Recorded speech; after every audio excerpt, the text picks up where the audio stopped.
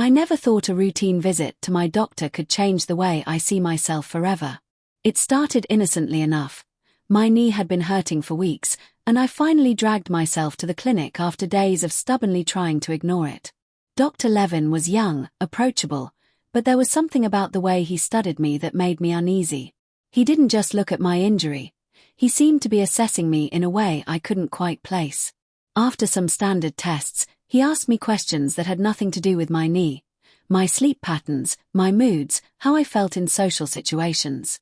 At first, I thought it was a standard mental wellness check, but then he leaned back in his chair, smiled, and said something I'll never forget. You might benefit from exploring a side of yourself you've been suppressing. Sometimes the body responds better when the mind feels free. I laughed nervously. What do you mean? He leaned forward. Clothing can have a therapeutic effect. Dresses, for instance, can help release tension, reduce stress. It's not common, but it works for some people. I blinked. Dresses. Me. I'd never thought of myself in anything remotely feminine. The idea seemed absurd, almost laughable. Yet, there was a strange seriousness in his eyes, a conviction that made me pause. He handed me a prescription-like note. Try it. Just for a week. See how you feel. I left the clinic with a mixture of confusion and amusement. The thought of me in a dress felt impossible, ridiculous even. I spent that night staring at the note, wondering if I was losing my mind. But the more I stared, the more I felt a strange pull, a curiosity I couldn't explain. By the next morning, I found myself walking into a boutique I'd never have considered entering before. I told the clerk I wanted something comfortable, light, calming, though I didn't fully know what I meant. She led me to a selection of dresses, soft fabrics, flowing skirts. I touched them tentatively, feeling the silk slide through my fingers. One dress, pale blue with delicate lace at the sleeves, caught my eye. I don't know why, but it felt right. I bought it on impulse, feeling both ridiculous and exhilarated. That night, standing in front of my bedroom mirror, I hesitated for a long time. The dress slipped over my shoulders, hugging me in ways I didn't expect. I couldn't look away. The reflection staring back was me, but different. Softer. Vulnerable, yes, but also free. The sensation was intoxicating. My heart pounded as I twirled in front of the mirror, laughing nervously, unable to resist the feeling of liberation that seemed to flood through me. The first time I left the house wearing it, just to grab coffee, my stomach twisted with nerves. People stared, some smiled politely, some whispered. Every step I took felt like walking on a tightrope, but with every step, a strange exhilaration built inside me. By the time I returned home, I didn't want to take it off. It wasn't vanity, not entirely. It was comfort, safety, and a thrill I couldn't name. I began following Dr. Levin's suggestion more seriously. Each day I tried something new, exploring different cuts, colors, styles. I discovered a joy I'd never known existed, a secret I was afraid to voice even to myself. At work, I kept it hidden beneath my usual attire, but at home, in private, I transformed completely. I started keeping a diary, chronicling the changes in how I felt, how my mood shifted, how the anxiety that had been gnawing at me for years seemed to fade when I embraced this side of myself. One night, after a particularly rough day at the office, I slipped into a flowing purple dress I'd bought impulsively online. I looked at myself in the mirror, really looked, and felt tears well up. The reflection was no longer foreign. It was a part of me I hadn't dared to acknowledge. I whispered to myself, "Is this who I'm meant to be?" The question hung in the air, heavy, terrifying, yet thrilling. It wasn't easy. The more I indulged in this new identity, the more I feared someone discovering it. I'd never been the type to hide secrets, yet this felt too intimate, too raw. Every text, every call, every knock at the door sent waves of anxiety through me. I started sleeping with the dresses folded neatly by my bed, ready for the next day's transformation, always anticipating the moment when I could escape into that other version of myself. Dr. Levin's words haunted me and thrilled me in equal measure. You'll feel better when you accept it. Don't fight it. I tried to fight it, really, but the more I resisted, the more the pull grew. It wasn't about rebellion or shock, It was about an authenticity I had never allowed myself to explore. I began to notice subtle shifts. My posture changed, my movement softened, and even my voice, when I allowed it, took on gentler inflections. I was becoming someone I never expected, yet someone I was beginning to recognize as me. But then came the fear. What if this went too far? What if people found out? I started locking the door more often, checking to see if anyone was near my apartment, feeling like a thief in my own home. And yet, the more fear I felt, the more irresistible the dresses became. Each day was a delicate balance between thrill and terror, secrecy and revelation. And every night, as I lay in bed staring at the ceiling, the question echoed. Could I ever truly go back to who I was before? Or had that person been lost the moment I first slipped into silk and lace? Weeks passed, and the dresses became more than just clothing. They became a language I spoke silently with myself. Each fabric, each color, each fold whispered something I hadn't allowed myself to hear before: freedom, acceptance, vulnerability, strength. I began arranging my days around them. Mornings were filled with anticipation, wondering which dress would match my mood, which skirt would soothe the tension I carried in my shoulders. Evenings were spent in reflection, tracing my fingers over the textures, feeling the soft sway of the fabric against my skin, letting it remind me that I was allowed to exist like this, in secret, in comfort. At work, nothing changed outwardly, but inwardly, I was different. I moved more carefully, smiled more genuinely, and somehow even my colleagues noticed subtle shifts. My confidence, my patience, the small warmth I had never allowed myself to radiate. And yet, I could never let anyone see the truth. The fear of being exposed kept me sharp, anxious, on edge. I learned to balance the thrill of this hidden self with the careful mask I wore around others. Then came the first time someone almost discovered my secret. I had an urgent meeting late at the office, and I'd forgotten to change out of a dress I'd slipped into after work. In the elevator, a colleague stepped in unexpectedly. My stomach clenched. I tried to shrink, to make myself invisible, to pretend the dress wasn't there. She glanced at me, her eyes flicking down, and I felt my heart race. You look different tonight," she said, and I forced a laugh, muttering something about errands. The elevator ride felt like an eternity. I kept my voice steady, but inside I was a storm of panic, relief, and shame. She never questioned it further, but from that moment, the thrill of secrecy was tangled with a sharp fear I couldn't shake. Home became my sanctuary more than ever. I started collecting more dresses, experimenting with styles I would have never dared before: floral prints, pastels, bold patterns, flowing gowns. I began pairing them with accessories, bracelets, scarves, even light makeup, small touches that made the reflection in the mirror feel alive. Each evening was a ritual, a silent ceremony where I allowed myself to fully embrace the person in the dress, the person I had always been curious about but had never dared to meet. One night, I found myself standing in front of the mirror in a soft pink dress with delicate ruffles at the sleeves. I touched my face gently, adjusting a stray lock of hair, and I caught a glimpse of something deeper in my reflection. A calm I hadn't felt in years, a quiet courage. But alongside it, a pang of guilt gnawed at me. What would my family think? What would my friends say? Could I ever let anyone see this side of me? The thought of explaining, of revealing, of risking judgment, made my throat tighten. And yet, the dress hugged me like a shield, reminding me that even if no one else understood, I did. Dr. Levin's words echoed again, almost like a mantra: "Don't fight it. You'll feel better when you accept it." I had tried to fight it in those first days, and each attempt had failed. The resistance only made the desire stronger. I realized then that this wasn't a phase, not a whim, not a joke. It was a part of me that had been dormant, waiting for the chance to breathe. But as the weeks turned into months, I started noticing changes I hadn't anticipated. The way I walked, the way I gestured, even my voice, began to shift naturally, as though the dresses were teaching me a new language. My posture softened, my hands moved more delicately, and my expressions became more fluid, more aware. It was subtle at first, almost imperceptible, but undeniable. Friends began commenting on how different I seemed, how lighter, how more present. I couldn't tell them why.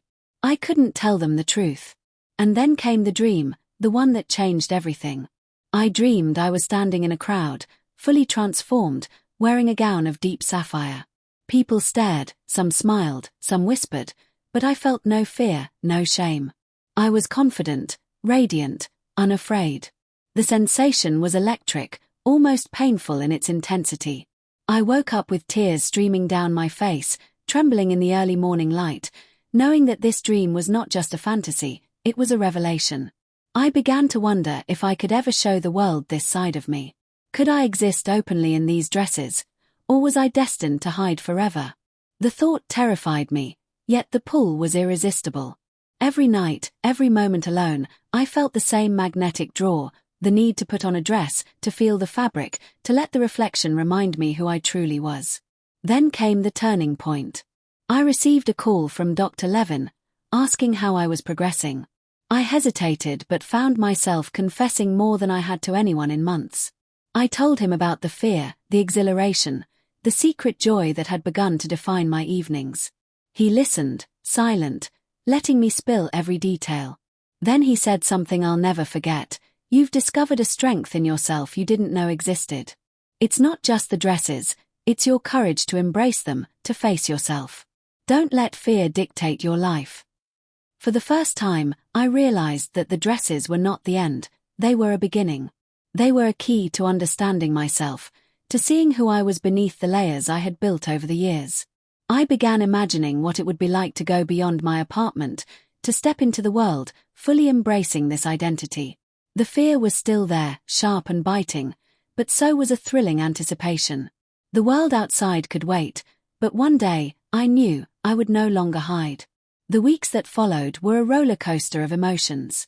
Every time I slipped into a dress, it was like stepping into another universe. A universe where I could breathe, where my chest didn't feel tight, where my mind felt clear. But the outside world loomed like a storm on the horizon. Even the smallest interaction threatened to shatter the fragile equilibrium I'd built. I began planning meticulously, checking windows, ensuring no one could peek into my apartment, timing errands when streets were quiet. I became a ghost in my own life, unseen yet fully alive in these moments of private transformation. One evening, after an exhausting day at work, I ordered a dress online, a bold, deep red gown with flowing chiffon. When it arrived, I hesitated only briefly before slipping into it.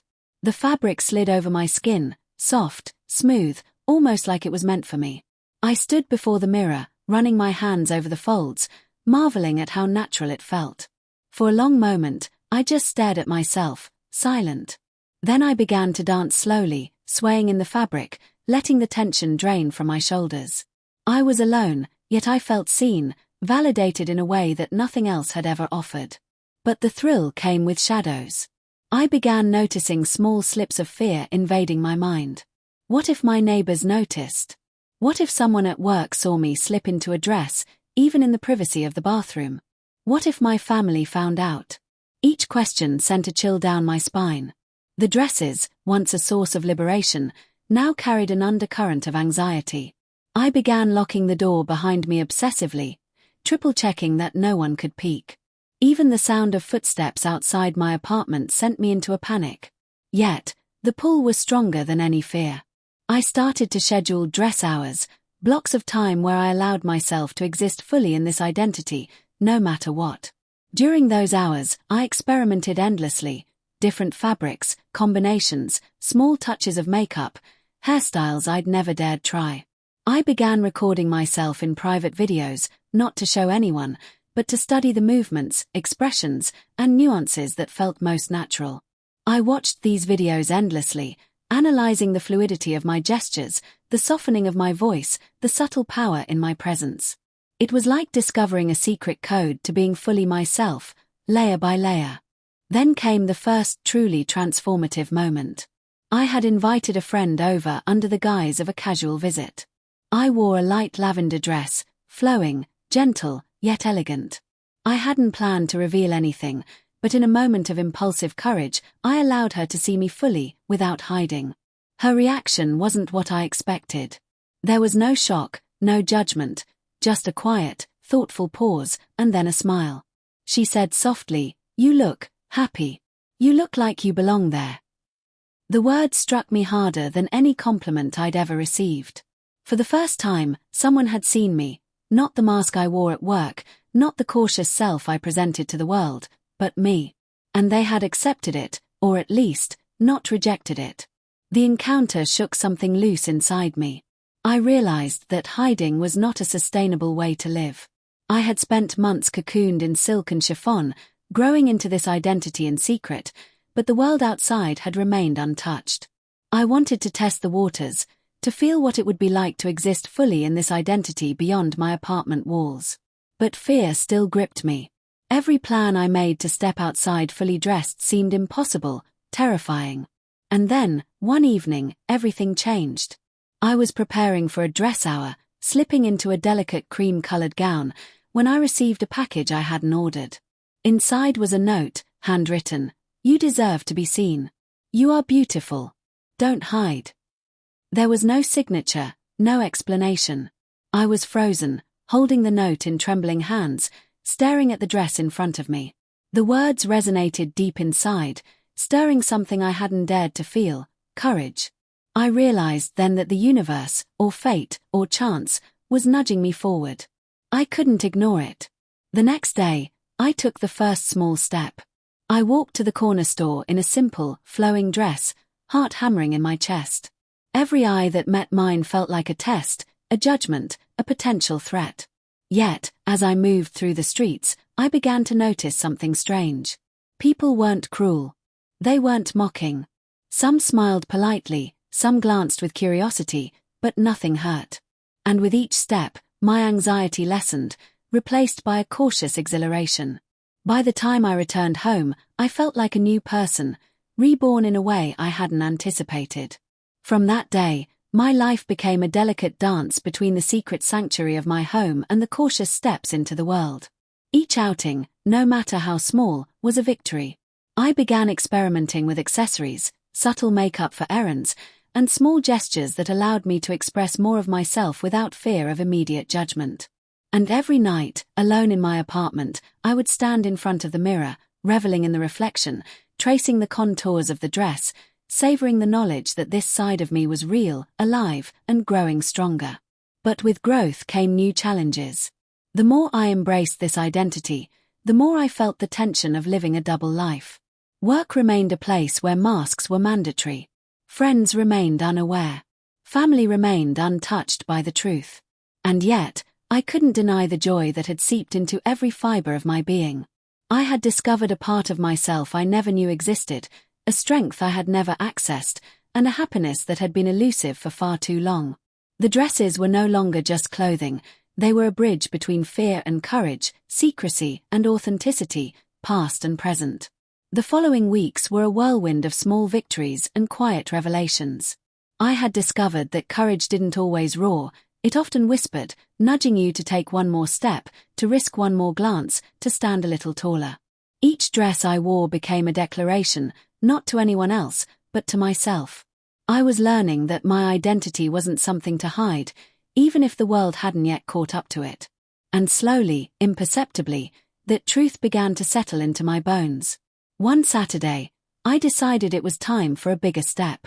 I planned a visit to the local cafe downtown, a place I frequented often in my old life, but this time I would go fully dressed, fully myself, without a single disguise. I chose a soft green dress, flowing, with lace details at the sleeves, and paired it with a delicate scarf. My heart pounded, my palms were sweaty, but a strange thrill coursed through me. I was terrified, yet ready. I took a deep breath, looked at my reflection one last time, and walked out the door. The streets felt different that day.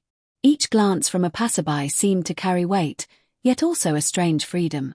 A man smiled at me briefly, a child waved, and I realized with wonder that people were noticing me, yet not in the way I feared. No ridicule, no shame, just acknowledgement. With every step, the tension eased slightly, replaced by a thrilling sense of presence, of existence that had been denied for so long. The cafe came into view, and I felt a jolt of anticipation. I pushed the door open, and the familiar scent of coffee wrapped around me like a warm embrace. I found a seat by the window and watched the world outside, letting the sunlight highlight the fabric of my dress. A waitress came over, smiling politely, and I realized with a quiet shock that I didn't need to explain myself. I didn't need to justify my existence. The simple act of being, of showing up fully as myself, was enough. And as I sipped my coffee, I felt a calm I had never known, the serenity of authenticity, of finally aligning the inside with the outside. When I returned home, the reflection in the mirror was no longer someone I was testing, no longer a secret I feared. She was me, whole, unafraid, and real. I twirled gently, laughing softly, and the sound of my own voice was strange, comforting, freeing. I thought of Dr. Levin's words, the cryptic encouragement that had seemed so strange at first: "You'll feel better when you accept it. Don't fight it." I understood them now. It wasn't about the dresses themselves, it was about courage, honesty, and self-acceptance. The dresses were a tool, a key, a bridge. But the transformation, the real one, had happened inside me. And then came the moment I had feared for months, the call from my mother. I had dreaded this conversation, imagining judgment, confusion, even rejection. But when I answered, she said softly, "I see you. I don't fully understand, but I want to. You're still my child. Don't hide from yourself." The relief, the gratitude, the love that washed over me was overwhelming. For the first time, I realized that acceptance wasn't just something I had to seek from others. It could also flow from the people who mattered most, even if they didn't fully grasp the journey. From that day on, my life slowly began to change. I still had to navigate work, social obligations, and the careful balance of public and private life, but the fear that had once gripped me so tightly was loosening. I experimented boldly with colors, fabrics, and styles, not out of rebellion, but out of celebration. Friends began noticing subtle changes in my demeanor, confidence, joy, authenticity, but I no longer felt the need to explain. My secret had become my strength. Dr. Levin remained a quiet guide, checking in periodically, offering gentle encouragement and insight. "It's not the clothes," he reminded me once, "it's the courage you've cultivated through them. The dresses simply revealed it." And he was right. Each gown, each skirt, each delicate fabric had been a mirror, a teacher, a bridge to a self I had been too afraid to meet. I began sharing small pieces of my journey with trusted friends, testing the waters, watching for understanding, for empathy, for connection. The response was overwhelmingly positive. People marveled at my courage, at the authenticity radiating from me. And slowly, I realized that living fully, even in a world that might not always understand, was worth every pang of fear, every anxious step, every sleepless night spent wondering if I was doing the right thing. The dresses themselves became symbols, not of disguise, but of liberation. They reminded me daily of the person I had always been, waiting patiently for permission to emerge. They carried memories of solitude, of anxiety, of private revelations, and of joy, laughter, and newfound courage. And as I stand in front of the mirror now, tracing the soft folds of a pale lavender gown, I smile. Because I've learned the truth, it's not the world that has to accept me first, it's me. And once I did, everything else became possible. I will never forget the first dress, the first tentative steps, the first nights of trembling vulnerability. They are etched into my memory, a roadmap of the journey from fear to courage, from hiding to living, from silence to authenticity. And though the world outside may still hold judgments, I now know that I can face it fully, as myself, in my dresses, with pride, with courage, with joy. I no longer feel trapped. I no longer feel like a secret I have to protect. I am free. And for the first time in my life, I feel truly alive. The journey is ongoing, and perhaps it always will be, but now, I walk it with grace, with confidence, and with a heart unburdened by shame. The dresses were the beginning, but they were never the end. The end is simply me, fully realized, embracing every part of who I am.